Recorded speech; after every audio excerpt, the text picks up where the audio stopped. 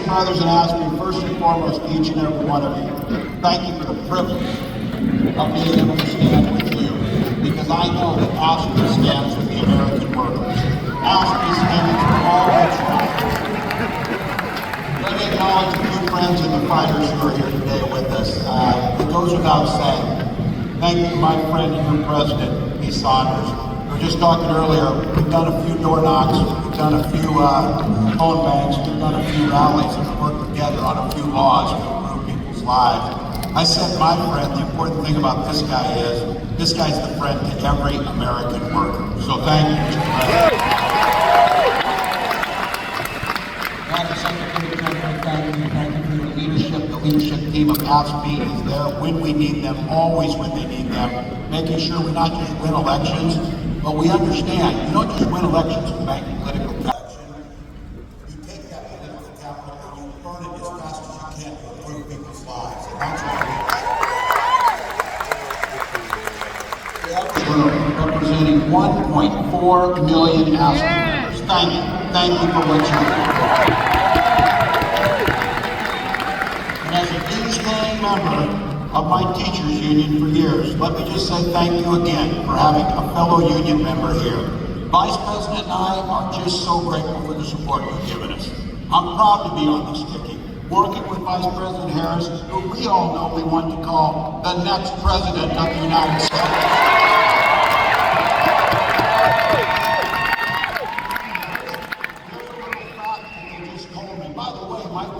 Very interesting since last Tuesday. Oh yeah. But here's a fact that shared with me as I came here to make this opportunity to say thank you. I happen to be the first union member on a presidential ticket since Ronald Reagan. Oh,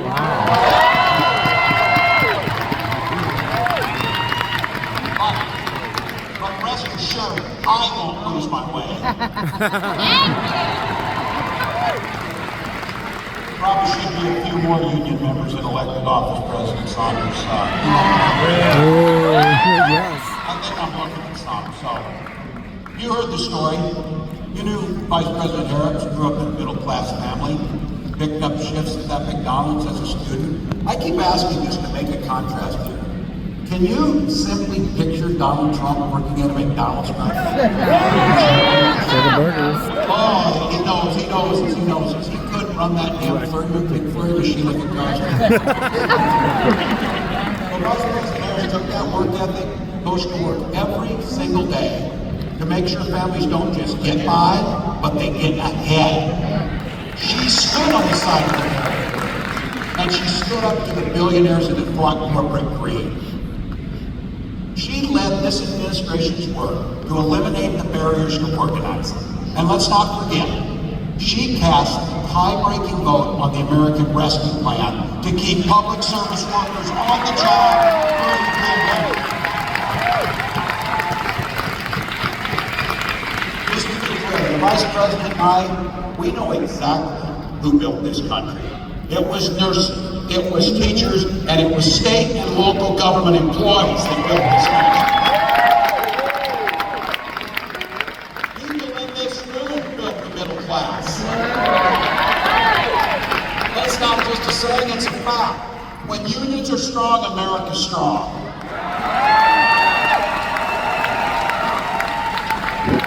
Vice President Harris and I have both had the privilege of joining workers on the picket line. And it's why, as governor, I signed one of the biggest packages of pro-worker policies in history into law. In Minnesota, we made it easier for workers to form unions. We strengthened workers' protections. And yes, we banned those damn captive audience meetings for good in Minnesota.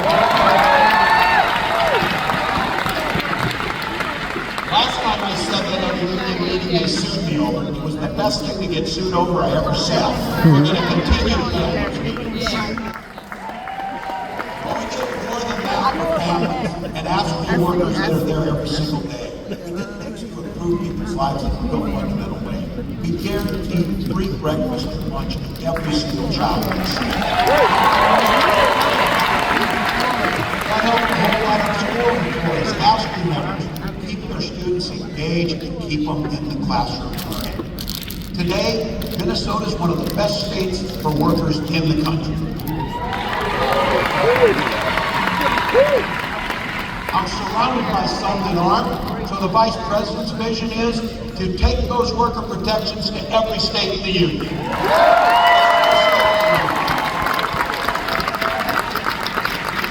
I keep saying this, I know you know it, but I think it keeps us focused. We all understand it in here. You've heard me say this. I know I'm preaching to the choir a little bit today, but the choir needs to sing. The choir needs to sing. And just so you know who's not in the choir, Donald Trump and J.D. Vance, they see the world very differently than we do.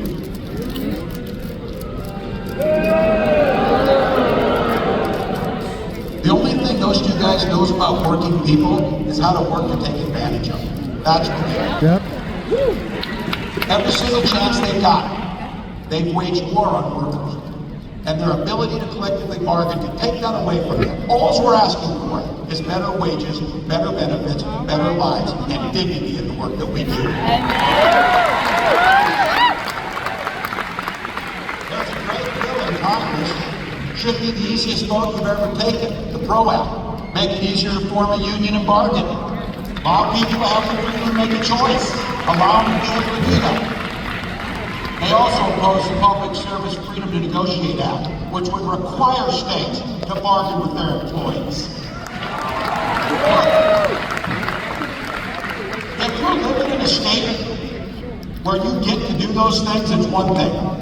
But our family and our neighbors and our fellow Americans are living in states where they don't have that. So when it comes to these so-called right-to-work laws that deprive us of the right to be able to form unions, fund what we need, Trump has said he supports right-to-work 100%. I saw our friend Sean Fane at the UAW had a name for that. He called him a scab. It should be clear. That's not name-calling, it's an observation of fact. It should be clear. You know, you can tell a lot about people in their personal lives. He spent decades skipping service workers, from dishwashers, waiters, and carpenters on his own properties. He would enrich himself. As president, he cut overtime benefits for millions of workers, and he opposed any effort to raise the minimum wage. That's all you need to know. You don't have to ask twice. We know who they are. A guy who goes to Mar-a-Lago, and this is a direct quote, he sits there and tells his friends, you're rich as hell and we're going to cut your taxes. I believe it when he says that. But he also turns around and tells workers their wages are too high. I keep bringing this up. Who do you know who's asking to cut taxes on billionaires while stiffing working people? I don't know anybody. And I'll tell you what, I think there's a lot of people think that they're on his side or voting for him, that when you put it to them like that, they start thinking things differently. This is where we need to talk to our neighbors. We need to engage. And I'll tell you, his running mate, I don't know if that was a value add to this campaign or not, but he's one of 4 senators that has never cast a vote on a pro-worker bill in his life. Not once. A stop clock's right twice a day. This guy can't get it right once. Not once for workers. And by the way, these guys are even attacking me for my regular service. And I just want to say, I'm proud to serve my country, and I always will be.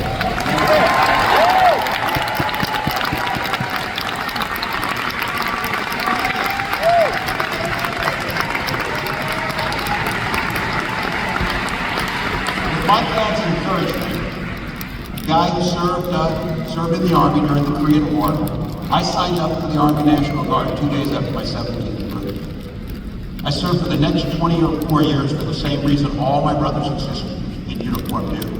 We love this country. Then in 2005, I felt the call of duty again, this time being service to my country in the halls of Congress. My students inspired me to run for that office, and I was proud to make it to Washington. I was a member of the Veterans Affairs Committee and a champion of our men and women in uniform.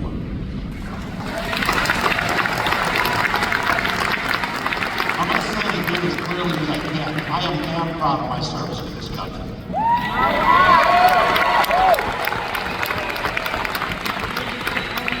And I firmly believe you should never denigrate another person's service for you. Anyone brave enough to put on that uniform for our great country, including my opponent, I just have a few simple words. Thank you for your service and sacrifice.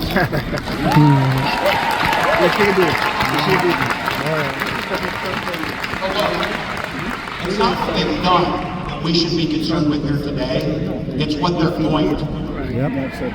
One of the clear goals of that Project 2025 to-do list is to put the screws to work, making it harder for us to collectively bargain, allowing employers to drastically cut overtime or even eliminate it.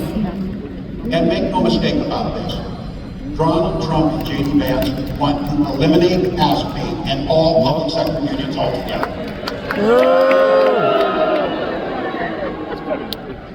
Hell, they're even going after the 40-hour work week. Someone was joking and said, what's next, child labor? Oh yeah, that's in there too, by the way. Reducing the rules around our children, putting them into dangerous jobs again. The folks who came before us spilled blood and treasure and spent their lives working to give us dignity and safety in our workplace, so you can simply do a good day's work and go home to your family safely at night. Project 2025 will take all that away. It'll also reveal what you worked so hard for, the Affordable Care Act, and its protections against pre-existing conditions, and the gut Social Security and Medicare. I said this too. Look, I guess you can't blame them if you're millionaires. I don't know, but I'm guessing millionaires aren't waiting for their Social Security check to come in to get by. But I know people who are, like my mom, who depends on her entire retirement on Social Security benefits that she earned, by the way, and that we should have every expectation that we're not cutting taxes for the wealthiest while we hurt the most vulnerable amongst us. So be clear. Trump playing dumb. Oh, I don't know about 2025. Some of you heard this saying, and I'm not ever close to your book on this. I'm a football coach at heart. And I'll tell you one thing I know for sure is, if you're going to take the time to draw up a playbook, they're damn sure going to use it.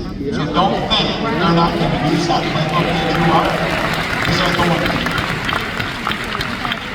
But I want to be clear. It's your neighbors, it's our friends that have been in this. I'm not talking about them. I'm talking about Trump fans and this group that's around them. Because some of you in here with no or gray hair like me can remember when Republicans actually stood for it and talked about freedom. We know they're there, we know those are our relatives, but it turns out that this guy means that freedom should be for the freedom of government to go into your exam room and tell you about your choices. You heard me say, this is not hard. In Minnesota, we respect our neighbors and we respect our personal choices. Now look, it's not difficult. I might not agree with my neighbor's choices or make the same one. But this country's great because we have a golden rule that makes things work. We mind our own damn business on those things.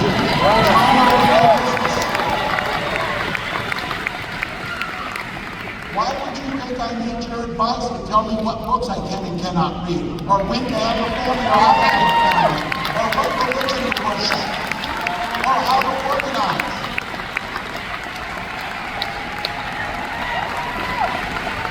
You stay in your lane and I'll stay in mine. That's not that difficult.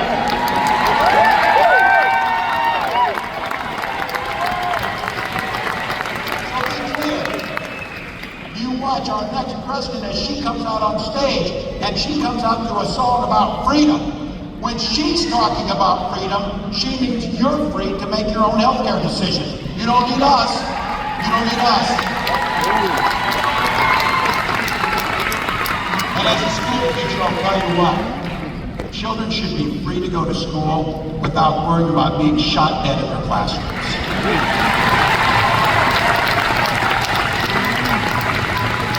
Education should be a ticket to the middle class, not crippling student loan debt.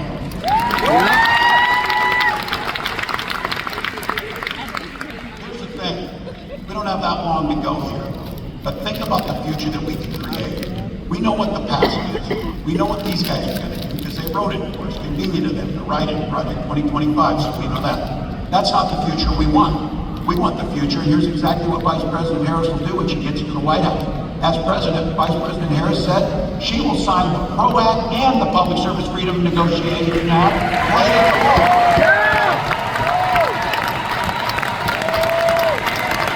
We will stand together on the fundamental principle to collectively bargain for your own lives and your own jobs.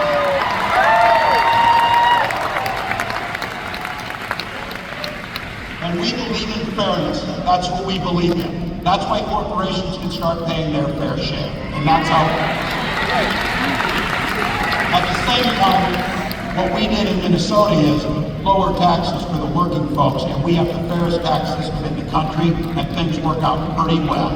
We can protect Social Security. And something we did, and I want to thank, I know they're in here, my Minnesotans who are in the House.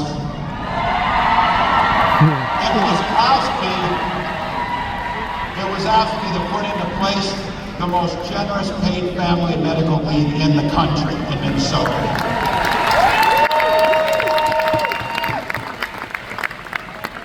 We're investing in our public schools, and it's, yeah, I'm a little biased on this one, but I think you're probably with me on this. How about we give our teachers a long overdue raise for the work they do?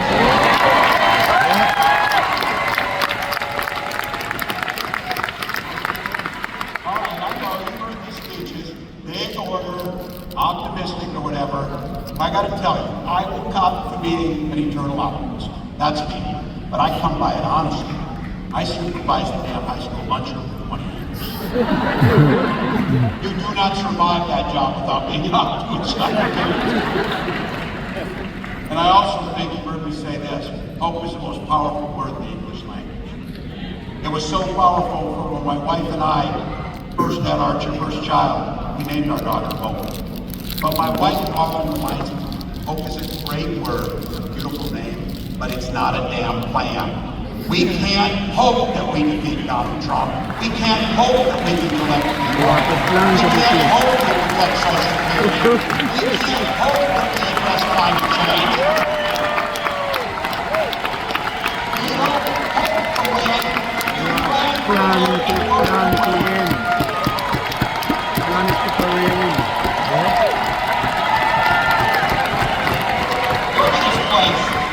This place is filled with people who like hard work.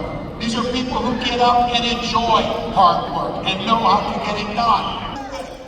A room full of 1.4 million ASPE members, and this room here, how many voters do you think we can turn out in an hour? How many friends can we bring to the polls? We've got over 4,000 people in this room. We won states by less than 10,000 votes in some cases. And I don't know about you, and I know it. This is going to be a close, tough race. It is going to be a tough one. But if each of us does an extra shift, an extra hour, a little bit more, we get to wake up on that morning after the election and know that the work we did transformed the lives for millions.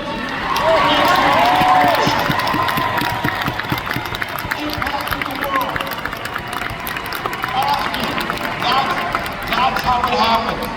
That's how it happens. That's a plan. That's how the hope turns into the reality, turns into improved lives. It's just like that. We organize, we donate, we volunteer. Look, I've been around you. I know the jobs you do. I know what this president does because I thought you had to register to vote in Minnesota. You were out there so much for me because you were living there. You turn elections, you turn lives, you negotiate contracts, you press legislatures to do the right thing. We know how to do this. We've got 84 days to take control of our own destiny. 84 damn days. And I've said this, you hear me say this. That's easy. We'll sleep when we're dead. We'll do the work now. We'll do the work now.